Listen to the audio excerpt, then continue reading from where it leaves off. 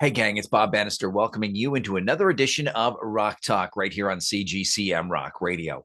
Before we get into what's going on today, please do us a favor. Hit that like button, hit that share button, hit that subscribe button, and hit that bell icon to stay up to date on all things Rock Talk. And while we're at it, you want to drop a comment and let us know what you think? That'd be awesome as well. So today on Rock Talk, we are jumping into the studio to talk to somebody we've talked to before. We actually talked to this guy at the start of 2025, kind of hinted at there were some things coming down the pipe in late 2025. And you know what? We pulled the trigger on this and said, hey, let's sit down again, let's chat. And that is really, really cool that we got to catch up with the one, the only Dellacoma Rio from the band Dellacoma, chatting about his brand new project and what's going on in the world of Dellacoma and all things rock and roll on this edition of Rock Talk.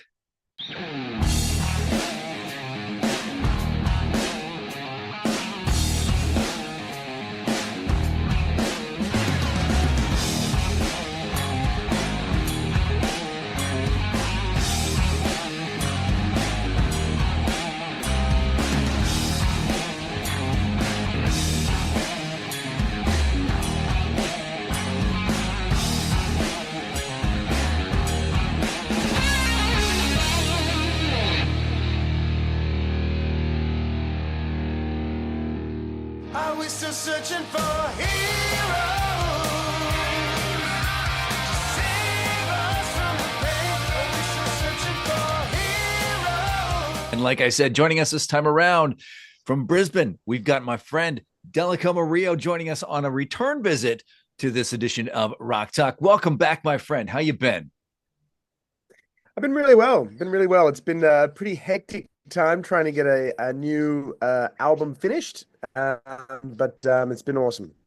Excellent. Yes, you do have a new album out, and I'm going to ask you about that in just a few minutes. But for those of us that are not, or for those that are not playing the home game, give us a little background. Give us the Coles Notes version of who is Dellacoma Rio. I've got a solo project called Dellacoma. We've got two albums out. I've also front the Australian Excess Tribute Show, which tours around doing kind of the Wembley version of In Excess in all their glory around the South Pacific, and a little bit of poetry on the side. There you go. Now, you did touch on that brand new album coming out. It's called Searching for You in the Darkness. It hits the shelves on November the 28th. Tell us a little more about that. Well, it's going to be my third studio album, which is pretty exciting. The band I was in before I went solo, we only put out EPs. Hmm. So when I first went solo, I decided I really wanted to do albums, and it's pretty exciting to actually be at a point where you can kind of look back and go, "Wow, this is the third one, the third full length that I've actually put out." It's going to be a bit different. I mean, I just always say it's going to be a bit different, but we're taking a few more risks, I think, on this. Some softer stuff, but also some funkier stuff too, as well as the just straight down the line hard rock. Now, I've got to say, everything I've listened to that you've released recently, absolutely amazing. My favorite so far is "Leave a Light On," featuring Cassandra Carson from Palandra. How did that come about? Well, so on that album, so that song was actually on my last album. Okay. Uh, and then so the guy that played bass on that album for me is a guy called Jaron Gelino who plays with Lynch Mob. Yeah. And he also plays in Heaven's Edge and a couple of other bands. I've known him for years and years and years, and I asked him to play bass on the record. And now he's dating Cassandra. And Okay. I was talking to him about, I was like, they released a song, and I was like, whoa, man, that's a really killer song. You think Cassandra would be up for doing a duet with me? And he goes, oh yeah, I reckon she'd be down for it. So I messaged her and I said, I think I want to re-release this song, but as a duet version. And yeah, Nice. I think it came out really well. It is killer, I gotta say. It is absolutely killer. But what's getting me is I'm on your Facebook page, I'm surfing around and I'm seeing all these different versions of the album and the album art. How exciting is it to be living in an age now where it's not just, okay, you can put out different versions of the album art, but you can put out different versions of the vinyl, like all the different Yeah. spatter versions. Yeah, and it's pretty cool. You can even get like now with like vinyl, you can actually get ones that they've got stuff inside them. Yeah. So like liquid and stuff, so you can kind of move it around. And that's Like that's pretty wild. like the guitar that the guy from the Georgia Satellites had back in I guess it was the 90s. It was transparent and it had the blue sloshing liquid on the inside. Oh yeah, yeah, yeah, yeah. That was pretty cool. So how many different versions of the album have you got coming out? So what we've got, so we're doing something a little different this time in terms of releasing. So you can buy, we've actually sold out of the limited edition covers. Okay. So we had several different options for covers, but as far as the actual track listing, what we've decided is the streaming version of the album is going to be 7 songs. Then we're going to have 10 songs on the CD and the vinyl. And then we're also going to have a deluxe version, which has 14 songs. Oh, that's very cool. Any thoughts of So, uh, any thoughts of putting sorry? it out on cassette? Well, it's funny you say that because they actually, I don't know about in Canada, but in Australia, you can actually get cassettes Yep. again. Yeah, I'm It's I'm become I'm a a thing. collector, just right over my Yeah. shoulder here. But what I do is I go to the charity shops and the thrift shops, and I go through all Yeah. the bins and find all the good stuff. Yeah. Yeah. um, so you've got a whole string of album release shows coming up as well. Yeah, we've got a pretty packed sort of album release week. So I've actually got 2 shows. I'm on tour with the Australian In Excess show as well. Hmm. So for one of those shows, they've allowed it's the day before we release, and so they've allowed myself and my guitarist to actually play acoustic before the big show happens. So we're gonna do a little pre-release launch party in Cairns, and then I'm gonna get in costume and get on stage and do the In Excess show. Oh, that's Um, cool. and then we're doing Melbourne on the 29th of November. We're going to do a special acoustic follow-up party the next day at the same venue, sort of a Sunday Arvo sesh. Hmm. Then we've got another acoustic show in Bundaberg. Then we've got Brisbane and Sunshine Coast. Lots of fun. Sounds like you're wrapping up 2025 in style. That's it. Yeah, 2025 was pretty busy for you too. I mean, uh, I'm looking back over the calendar, and then I remembered that you played the Rock Is Not Dead festival too, as well, back in August. Big tip of the hat to my friend Shane Dunn for that one as well, because that you were like a last minute addition to that, weren't you? Hmm. Yeah, so I've known those guys for a little while now, and we were just chatting, and he'd asked me ages ago if I could play, and I was like, I've got a show that night. But what we ended up working out was just kind of keeping in contact, and I was Hmm. like, I'm actually in the area. What if I just come in and play acoustic as a bit of a sweetener for the VIPs? And so he goes, yeah, yeah, come and do that. So it was really cool to get to come in and play some acoustic tunes and stuff. Yeah, that was very cool because I remember I'm looking at the lineup, and I'm going, okay, I like these guys, I like these guys, I like these guys, and all of a sudden I see your name come up. It's like, oh, now I really wish I could be there. What's 2026 looking like on looking down the road?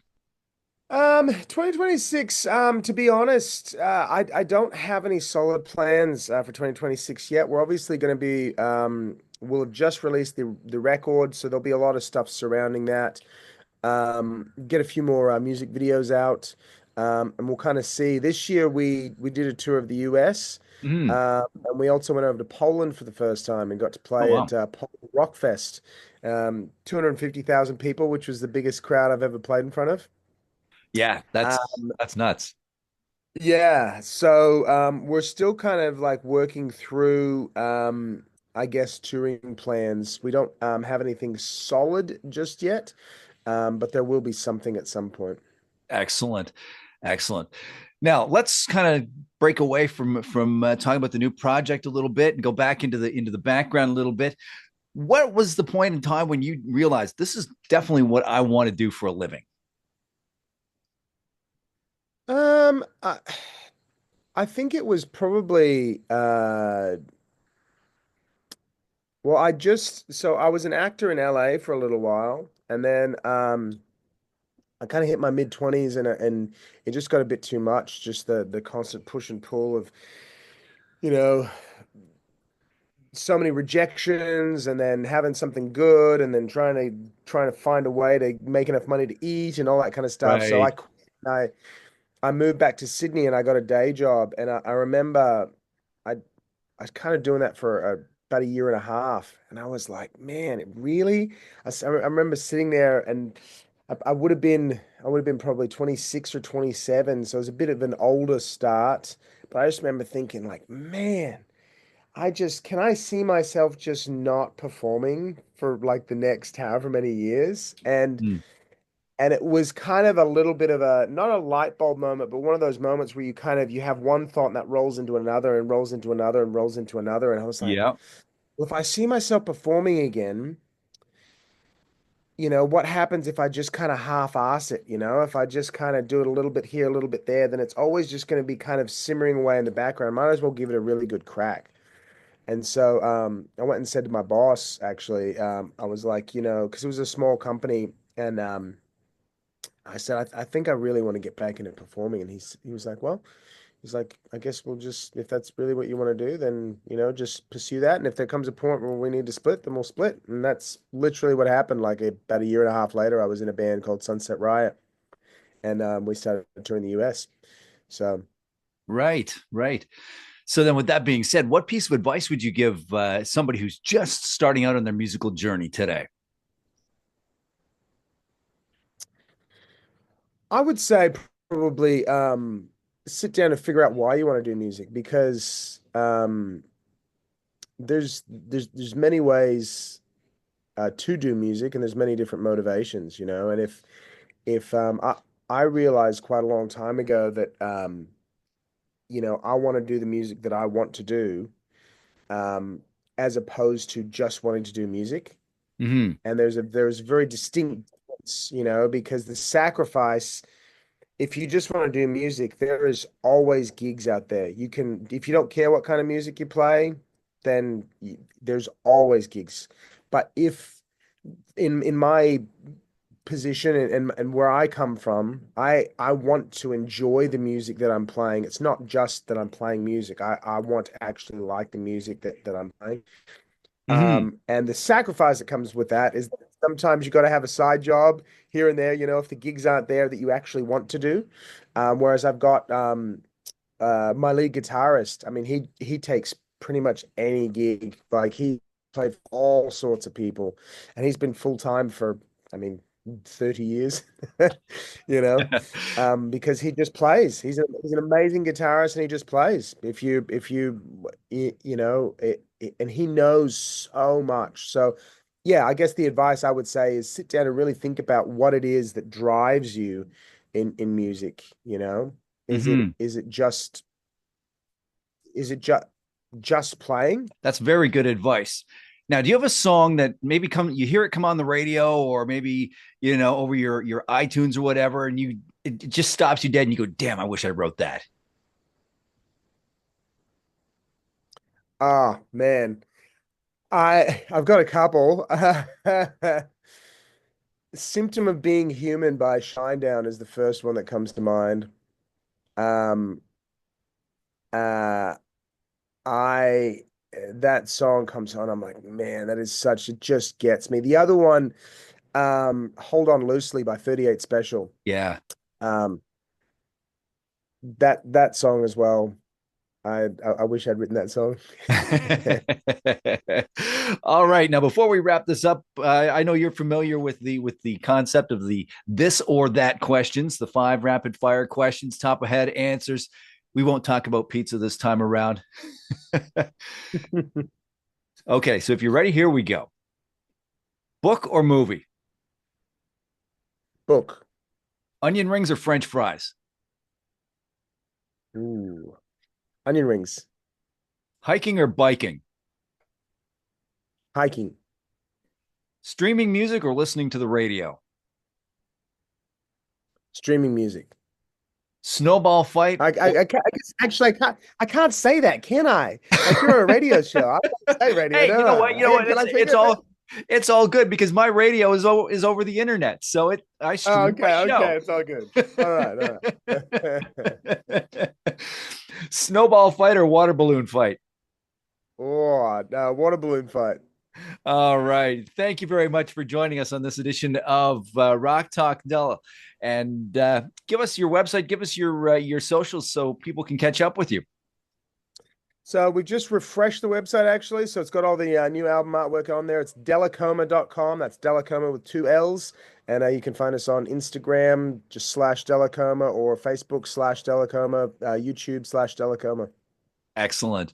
Excellent. I want to thank you again for taking time out of your early morning, because it is early morning where you're at, late Saturday afternoon where I'm at. So thank you again for joining us. Cheers. I've got my coffee here. I will continue on my day. You enjoy your evening. I will. Thank you very much. And I want to thank you for joining us on this edition of Rock Talk. And we'll catch you again next time.